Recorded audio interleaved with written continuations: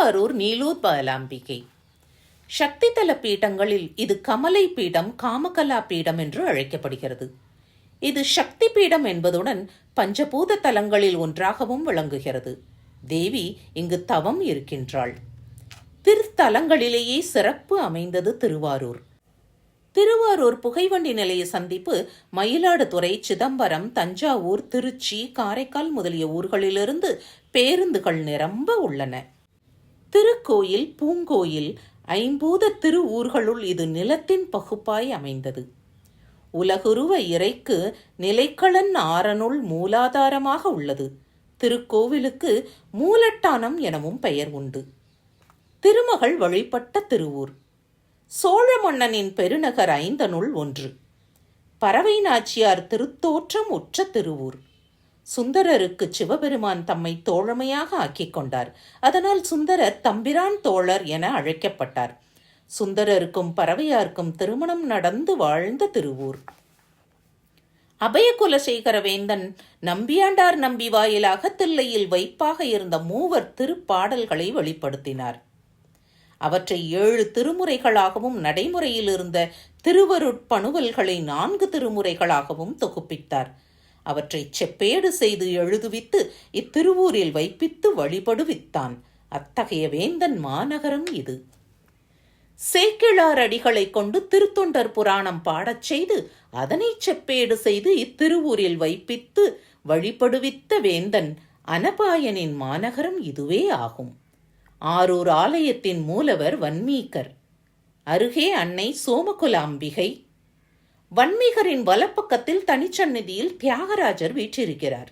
சிறப்பு பூஜைகள் எல்லாம் இவருக்கே. கருவறையில் தனியாக விடங்கர் என்கிற மரகதலிங்கம். இவரே அபிஷேக மூர்த்தி. அடுத்த பிரகாரத்தில் சிறு கோவிலில் உலகம்மை நீலோத்பலாம்பிகையாக அழகுற காட்சி அளிக்கிறாள். கடைசி பிரகாரத்தில் வடகீழ் மூலையில் தனி கோவிலில் கமலாம்பிகை சுகாசன கோலத்தில் வீற்றிருக்கிறாள். இவர்களே ஆலயத்தின் பிரதான மூர்த்திகள். இக்கோயிலில் 2 தேவியரும் பூவை பெயராக கொண்டிருக்கிறார்கள். ஒருத்தி கமலத்தை கொண்டு கமலாம்பிகை, மற்றவள் அல்லியை கொண்டு நீலோத்பலாம்பிகை. பெருமை மிக்க ஆரூர்பதி சக்தி பீடங்களில் ஒன்றாக அமைந்து விளங்குகின்றது. அன்னை சக்தியானவள் இத்தலத்தில் இருவகை பேருருவில் எழுந்தருளி இருவகை வாழ்வினருக்கும் திருவருள் புரிந்து வருகின்றாள். இத்தலத்து திருக்கோயிலின் 2ஆம் பிரகாரத்தில் அன்னை நீலோத்பலாம்பிகை தனி கோயில் கொண்டு திருக்கரத்தில் கருங்குவளை மலர் ஒன்றை ஏந்திய வண்ணம் நின்ற திருக்கோலத்தில் அருட்காட்சி அளிக்கின்றாள். இவள் அருகில் தோழி ஒருத்தி தோள் மீது முருகனை சுமந்து நிற்க அன்னையின் இடது திருக்கரம் முருகனது சுட்டு விரலை பற்றிய வண்ணம் காணப்படுகின்றது. இந்த அன்னை நீலோத்பலாம்பிகை தன் பிள்ளையோடு எழுந்தருளி திகழ்தல் இல்லற வாழ்வின் மாண்பினை உணர்த்துவதாகும். இந்த அன்னை இல்லற வாழ்வினருக்கு இன்னருள் சுரப்பவளாக திகழ்கின்றாள். துறவர வாழ்வினருக்காக அன்னை கமலாம்பிகையும் ஒரு தனி திருக்கோயிலில் எழுந்தருளி திருக்காட்சி அருளுகின்றாள். அன்னை கமலாம்பிகை தனி கோயிலில் தவ கோலத்தில் கால் மேலிட்டு யோகாசனமாக வீற்றிருந்து பாசம், ஒருத்திராக்கம், தாமரை, அபயம் தாங்கிய திருக்கரங்களுடன் திருக்காட்சி அருளுகின்றாள். இந்த அம்பிகை அழகே உருவானவள்.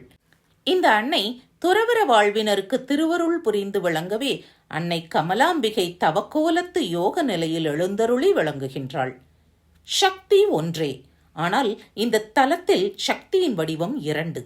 2இன் விளைவும் ஒன்றே. பிறப்பூற்ற எவ்வுயிரும் இறப்பை அடையும்.